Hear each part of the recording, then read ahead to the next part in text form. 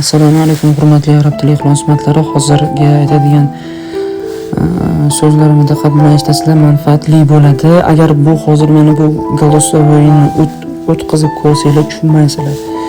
Nima bo'lyapti, nima bunaqa deyapti, o'tgan safar ham qiluvdik-ku buni, yana bir xilga o'xshab qolyapti degan tushunchalar paydo bo'lib qolishi mumkin. Shunga o'tkazib olmasdan ko'rishinglarni maslahat beraman. O'tgan safar 2 safardan biri beryapsizlar o'zi, hozirgi zamon kelasi zamon fe'lini qilyapmiz. O'tgan safar 2 safardan biri qilayotgan o'tgan zamon hozirgi zamon fe'lida u ikkisi ular degan tushunchani qilyapmiz. O'tgan zamon fe'lida ham, hozirgi zamon fe'lida ham qilganmiz buni. Eslasanglar. Endi bu safar sen degan tushuncha. Sen ikking, sizlar degan tushunchani o'tgan zamonni arab tilida qanaqa aytilishini birgalikda o'rganamiz.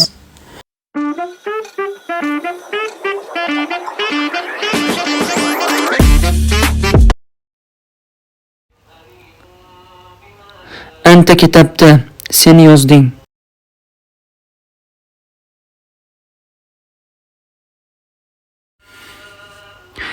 Anta kitabdi qiz bolaga sen yozding. Bu yozding, yozib bo'lding. Bu o'tgan zamon fe'li. Kelasi zamon bilan adashtirib yormanglar. Anta kitabda yozib bo'lding o'g'il bolaga, anta kitabdi yozib bo'lding qiz bolaga. Bo'ladi. Antuma kitabtuma siz ikkingiz yozib bo'ldingiz, yozdingiz, yozib bo'ldingiz, tugatdingiz. O'tgan zamonda.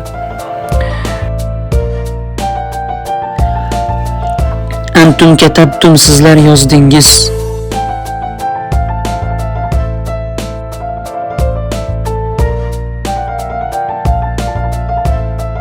Antunna katabtunna qiz bolalarga sizlar yozdingiz degan. Bu qiz bola uchun ko'p qiz bolalar yozdingiz, yozib bo'ldingiz. Ya'ni qiz bolalar uchun ko'plikda. Ana katabtu men yozdim o'g'il bola uchun ham, qiz bola uchun ham bir xil. Yozib bo'ldim, ya'ni yozdim, yozib bo'ldim, tugatdim. Nahnu katabna biz yozdik, yozib bo'ldik, tugatdik. O'g'il bola uchun ham, qiz bola uchun ham bir xil. O'g'il bola, qiz bola aralashib o'tirsa ham ko'p qizlar, ya'ni ko'p o'g'il bolalar bir-biri bilan aralashib o'tirsa ham katabna, nahnu katabna biz yozib bo'ldik, tugatdik deyshadi. Sharibda sen ichding, ichib bo'lding, ya'ni tugatding o'tgan zamonda.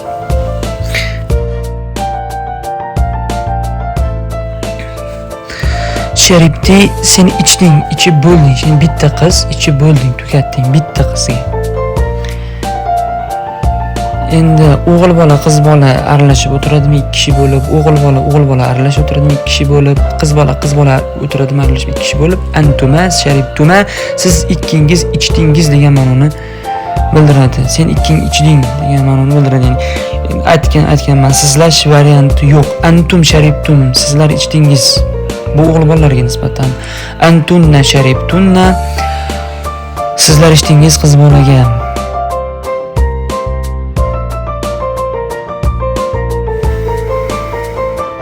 Ana sharibtu o'g'il bolaga ham qiz bolaga ham men ichdim. Bir kishi men ichdim deydi. Men ham ana sharibtu deyman, qiz bola ham bitta qiz bola ham ana sharibtu men ichdim deydi. Ya'ni qiz bolaga ham o'g'il bolaga ham men ichdim bir xil. Nahnu sharibna bu ham qiz bolaga ham bir o'g'il bolaga ham bir xil. Nahnu sharibna biz ichdik degani. Nahnu biz degani. Sharibni ichdik, biz ichdik. Masalan tasavvur qilinglar, bir tomoninglar ko'p qizlar, bir tomoninglar bir tomonda ko'p o'g'il bolalar. Bir tomonda ko'p qizlar, bir tomonda ko'p o'g'il bolalar. Ana shunda ham nahnu deb atashadi.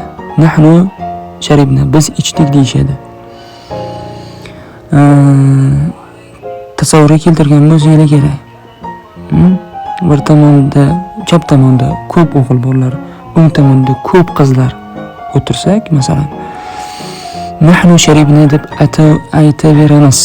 Biz ichdik bo'laveradi bir xil. Yana bir bor eslatib o'taman.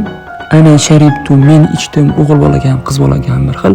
Nahnu sharibna o'g'il bola qiz bola aralashib o'tirsa ham biz ichdik. O'g'il bola ko'p o'g'il bola o'tirsa ham biz ichdik. Nahnu sharibna qiz bola o'tirsa ham biz ichdik. Nahnu sharibna bo'ladi. Savob bo'linglar.